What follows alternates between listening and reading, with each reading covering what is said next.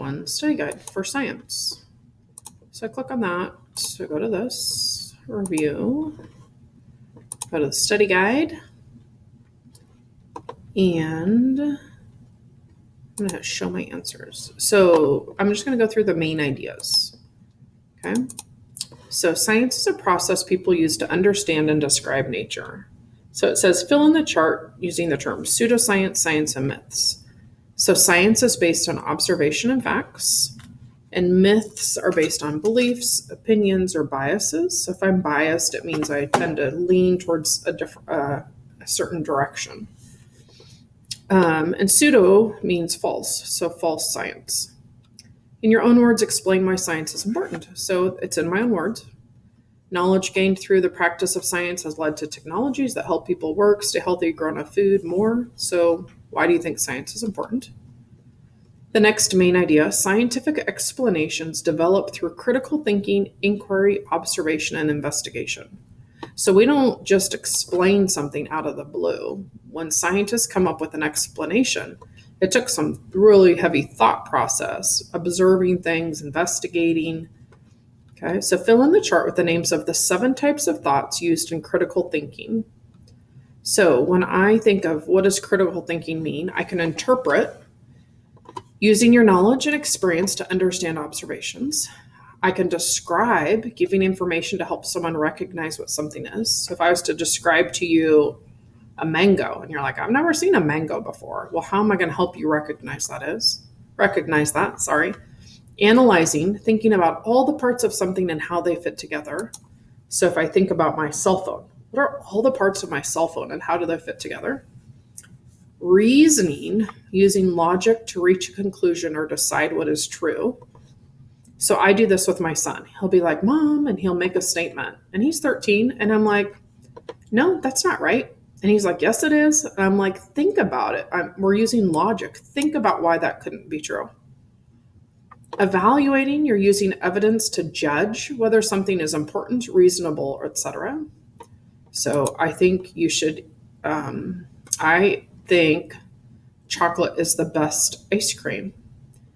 What's my evidence? And I'm evaluating something. Maybe that wasn't a good example. So saying something like, the Lake of Moses Lake is super important to the animals around Moses Lake. Okay, well, what's my evidence to say that the lake is super important? Sorry, chocolate still sounds good. Okay, predicting. Describe what you expect will happen in a certain situation. So when I make a prediction, that's what the weather people do. Fill in each flowchart to describe 3 different paths you can take. So when I ask a question, I'm going to research the topic, design an investigation, gather and analyze data, so that's my numbers, report results and conclusions, gather and analyze data. Okay. And it kind of just keeps going, because when I gather and analyze data and I make a report, sometimes I'm like, I need to research that again. I'm going to design a new investigation, and then I'm going to keep going. Okay. So the next main idea, scientific theories and laws are based on knowledge and empirical evidence. Write 2 sentences using the words theory and law. So in one sentence, use them as they're used in science. And then the other sentence is everyday speech. So just an example, a law is a description of something that always happens.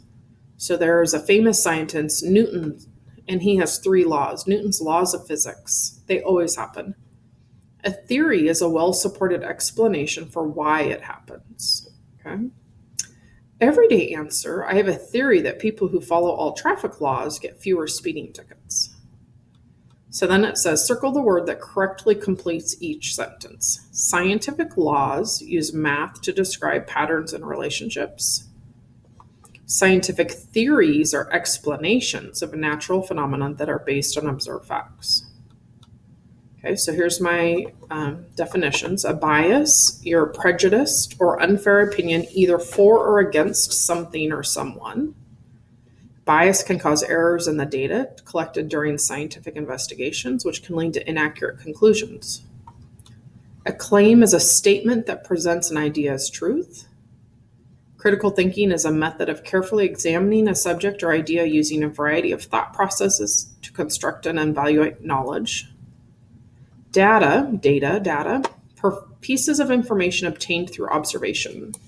We tend to think of them as numbers, like if you were measuring the height of different plants that you're growing, but it doesn't have to be numbers.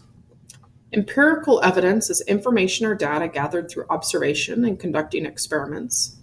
An experiment is a planned series of actions that test whether an idea is true. An explanation is a statement that describes facts and expresses the causes, meanings, and consequences of those facts. Scientific explanations are based on data from scientific studies. A fact is a non-biased observation that can be proved to be true. The apple is red. That's a fact. Okay, I can prove that's true. It's not biased. A fact is not something like the apple is sweet. Well, what's sweet to me might not be sweet to someone else. A hypothesis, a statement that proposes a testable explanation for a natural phenomenon. A hypothesis is based on observation and prior knowledge and is a starting point for your experiment. Inquiry is the process of actively exploring topics through critical thinking in order to generate questions and interest. The investigation, that's that process we're going to go through to actually find out when we can explain something. The observation is the process of using the senses to collect information. An opinion is a personal view or belief that's not necessarily based on facts or evidence. Okay, here's my chocolate. Chocolate ice cream is the best flavor. That is my own personal opinion. Pseudoscience claims, assumptions, and methods that are commonly thought to be based on science but are not scientific. Science, the pursuit of knowledge about the natural world and the application of that knowledge. A scientific law and theory. Kids get these confused a lot. A law is a description of something in nature that always happens when observed under specified conditions. Laws often use mathematical equations.